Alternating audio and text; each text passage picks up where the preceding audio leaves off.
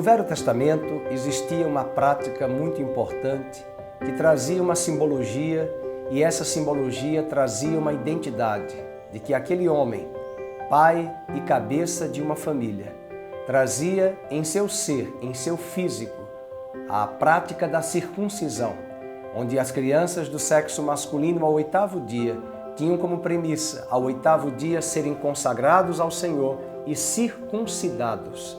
E como constituiriam no futuro, na sua vida adulta, uma nova família, todas estas famílias, encabeçadas por estes homens, trariam em si e sobre si o símbolo de que eles estão em aliança com Deus pela prática da circuncisão.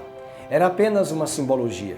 O profeta Jeremias chegou a dizer que um dia Deus circuncidaria não mais o prepúcio do sexo masculino, do órgão sexual, mas circuncidaria o coração do homem. E esta promessa não seria apenas aos homens da descendência física de Abraão, mas a todas as nações da terra, homens e mulheres, adultos e crianças, jovens e anciãos, de todas as etnias, de todos os grupos oriundos de qualquer discurso religioso. Aquele que cresce em Cristo, o descendente de Abraão, seria circuncidado em seu coração. No Novo Testamento, nós temos um elemento muito importante da simbologia, o batismo nas águas. E o batismo nas águas, de fato, traz para nós a verdadeira identidade, uma vez que nós tivemos uma experiência do novo nascimento em nosso coração. Nos arrependemos da nossa velha vida, das nossas práticas adâmicas, da nossa natureza adâmica que regia nossas mentes e corações e dominava o nosso ser. Uma vez que tomamos e tivemos essa experiência por meio de Cristo, que se revelou a nós, agora vamos congregar em uma igreja e o primeiro passo é o batismo nas águas. De fato, o apóstolo Paulo também nos desafia em Efésios capítulo 4 que todos nós fomos batizados em um só corpo, o corpo de Cristo.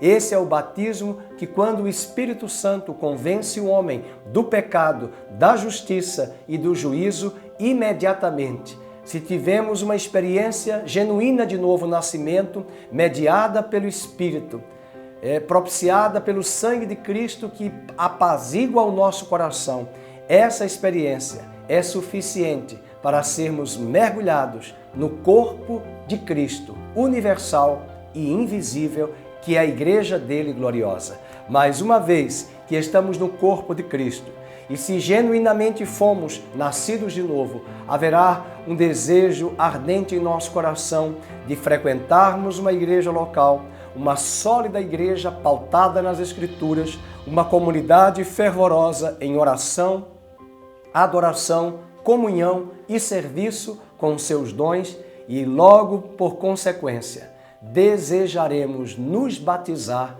nas águas. As igrejas utilizam práticas para introduzir esse neófito em seu rol de membros e muitas delas orientam a fazer um estudo bíblico. E isso, muitas vezes, é necessário, é importante para que esse neófito entenda de fato o que é o batismo. O batismo é uma simbologia. Cristo, antes de morrer na cruz e antes de ser crucificado, sepultado e depois ressuscitar para nos dar uma nova vida, ele foi batizado porque ele se identificou comigo e com você. Assim o apóstolo Paulo dirá em Romanos capítulo 6 que nós fomos batizados com Cristo, nós fomos sepultados com Cristo, nós fomos ressuscitados com Cristo e o batismo é uma identidade com Cristo Jesus. Se ele se identificou conosco pelo batismo, nós, agora, mediante a graça, uma vez revelada ao nosso coração, depois que o aceitamos, vamos nos identificar com ele pelo batismo. E o batismo tem essa tríplice simbologia: a morte da nossa natureza, o sepultamento da nossa natureza adâmica, simbolicamente, e a nossa ressurreição para vivermos uma nova vida em Cristo Jesus. Portanto, eu quero desafiar você a tomar o livro de Atos dos Apóstolos, a tomar a grande comissão de Mateus 28, que diz: fazei discípulos, batizando-os em nome do Pai, do Filho e do Espírito Santo e ensinando a esses discípulos todos os mandamentos que vos tenho ordenado. E eis que eu estou convosco até a consumação dos séculos. Louvado seja o nome do Senhor. Convido você a abrir a sua Bíblia em Atos, capítulo 2. Atos é o nosso manual da igreja, da comunidade de Cristo.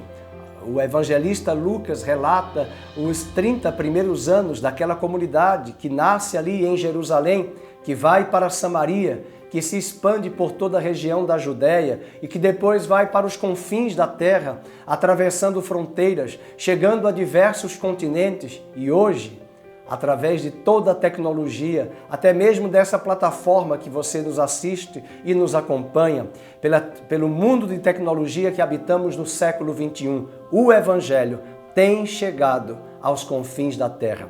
Não é à toa que o apóstolo Paulo nos diz em Romanos capítulo 10, a palavra está perto de ti, na tua boca e no teu coração. Esta é a palavra da fé que pregamos. Se com o teu coração creres e com a tua boca confessares que Jesus Cristo ressuscitou dentre os mortos, serás salvo, porque todo aquele que invocar o nome do Senhor será salvo.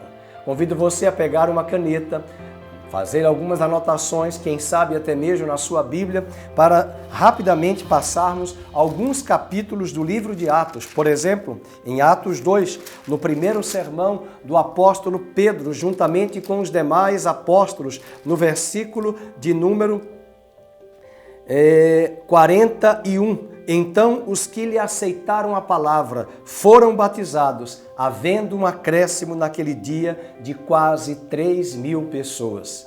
Todos ali que se converteram a Cristo foram batizados imediatamente. Mas também em Atos, capítulo de número 8, quando Filipe vai a Samaria, Pedro e João se dirigem àquela região após uma grande colheita de almas e Pedro e João vão realizar ali o batismo nas águas. E no versículo de número 16, porquanto não havia ainda descido sobre nenhum deles, mas somente haviam sido batizados em o nome do Senhor Jesus. E o verso 17 diz, e então lhes impunham as mãos e recebiam estes o Espírito Santo. Foram batizados nas águas e receberam o revestimento de poder do Espírito Santo, capacitando-os para essa obra magnífica e singular.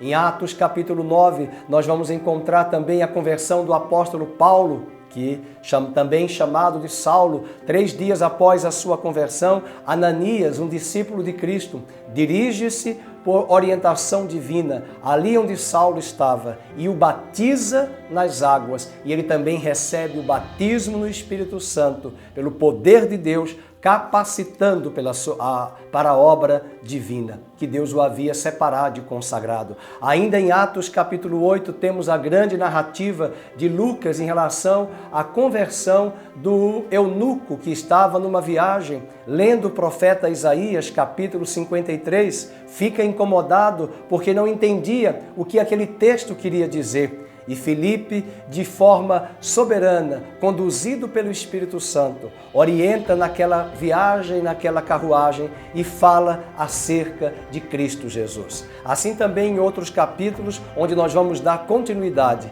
Eu aguardo você no nosso próximo encontro, estudando sobre a importância da simbologia do batismo no coração de um verdadeiro e autêntico cristão.